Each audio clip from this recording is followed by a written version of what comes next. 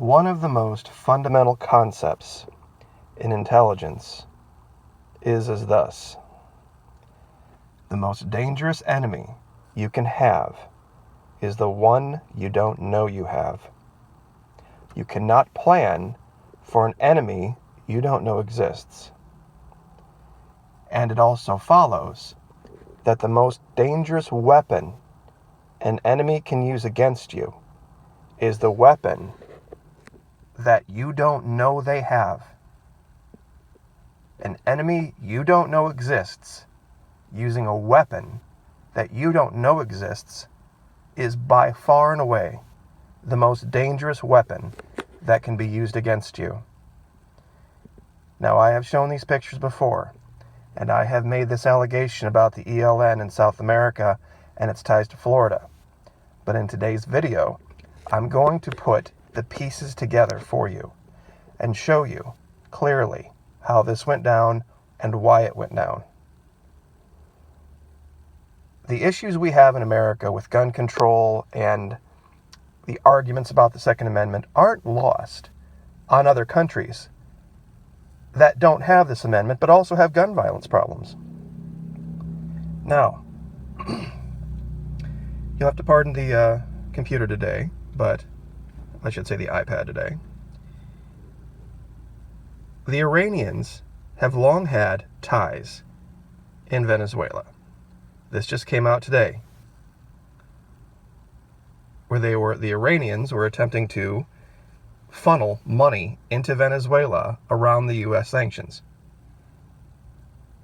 And they've just arrested an Iranian involved in this. The idea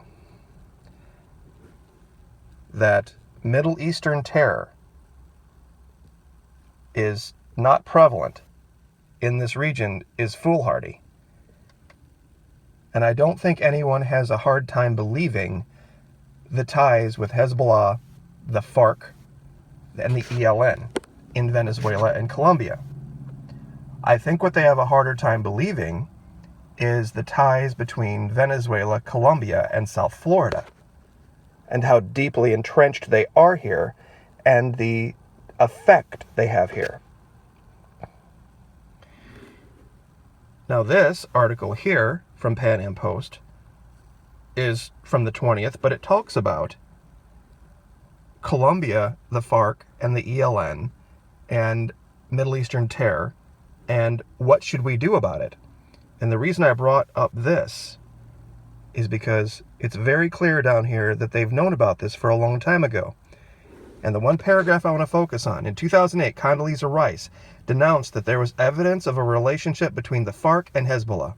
Last year, meaning this would be 2007, the U.S. Treasury showed that a FARC advisor, together with a Venezuelan vice president, Tarek El Assami, were laundering a huge amount of money from the organization in Panama through a company with a consultancy of lawyers from the Panama Papers.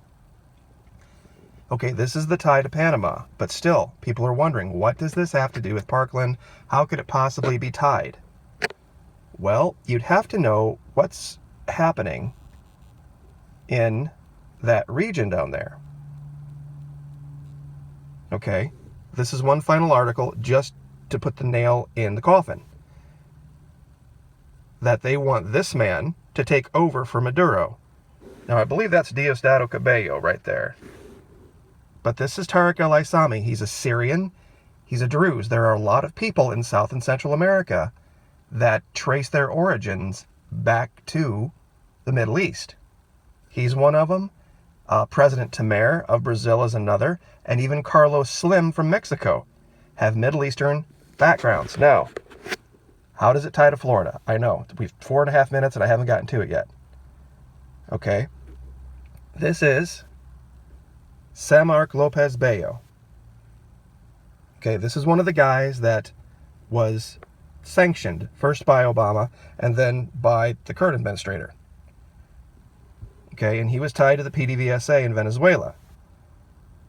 Okay, he was a member of Doral.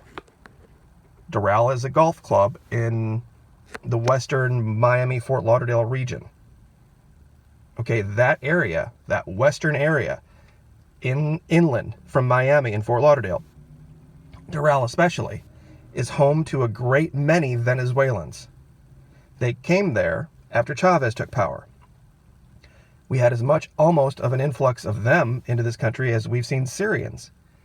We've also said that, how many times have we said that Tariq al-Aissami, the vice president of Venezuela, allowed so many Hezbollah, Hamas fighters into Venezuela over those years? Could they have infiltrated these people allegedly fleeing as refugees, like has happened in Europe? Absolutely. Now, this isn't necessarily about trying to impugn the current administrator, because a lot of golf clubs, a lot of people, we're not going to go down that road. But Doral, that region, is very, very, very popular with Venezuelans. Okay, it has a huge population of them.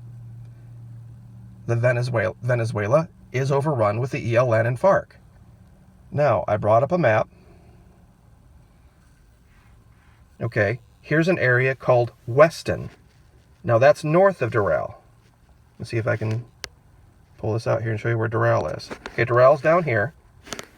There's Weston. Now, why did I bring up Weston? Well, there's Parkland. That's only about, 23 miles away.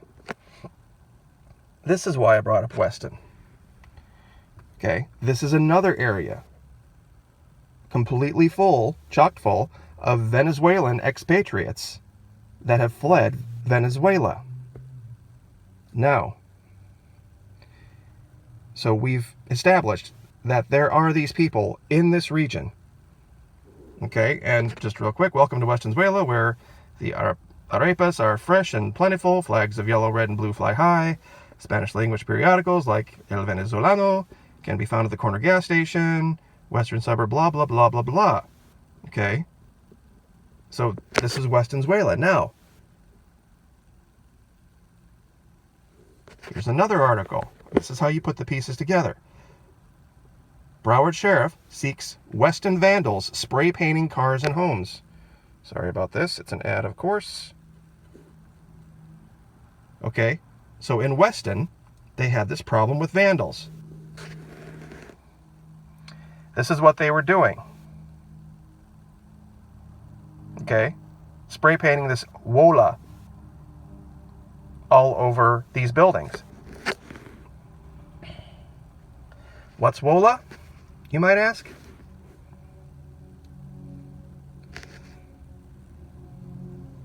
It is an anti-gang task force. The Washington Office on Latin America has an anti-gang task force operating in that area. So WOLA, this gang task force, is tied to Weston. Weston is 20 miles from Parkland. And they have gangs spray painting houses in this region.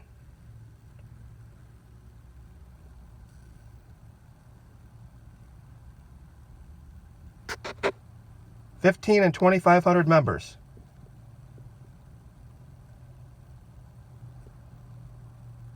This is no joke. People down here understand this. Now look at this picture. And look at where we started.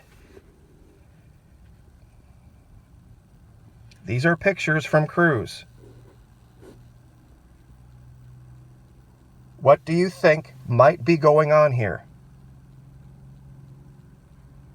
This kid clearly was emulating this gang.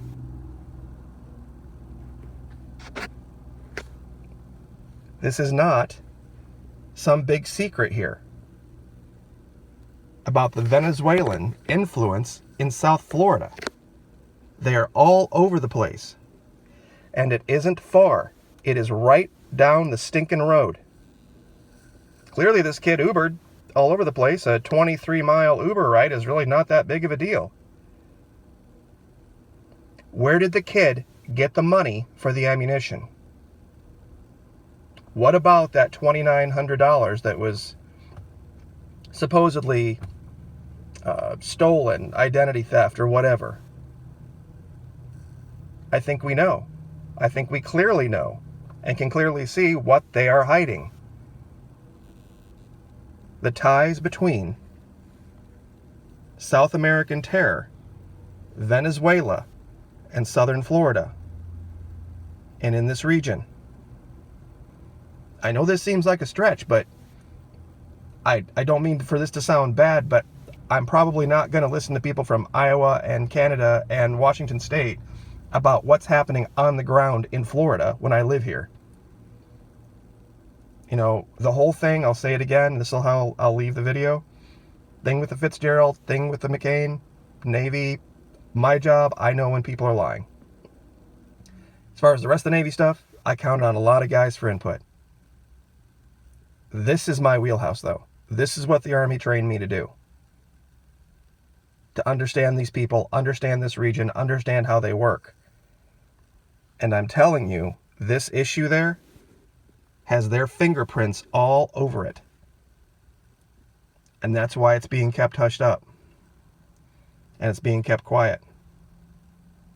And this kid is being locked down. And look at the effect it had. Seriously, look at the effect it had. The first real major gun grab in how many years? Under the current administration. They just pretty much banned anywhere from 18 to 21 from owning any kind of a weapon. I mean, I'm sorry, maybe it's just something where when you live here, you see it and you're around it all the time and it's not that big of a surprise. And maybe to somebody from Iowa, Washington, Canada, or somewhere else, it's not as apparent. But this is the connection. Weston, Florida.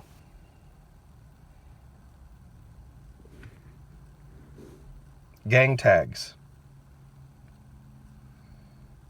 And the Washington office on Latin America. So I'll leave it there. So hope everyone's having a good day. Like, share, subscribe. We'll see you next time.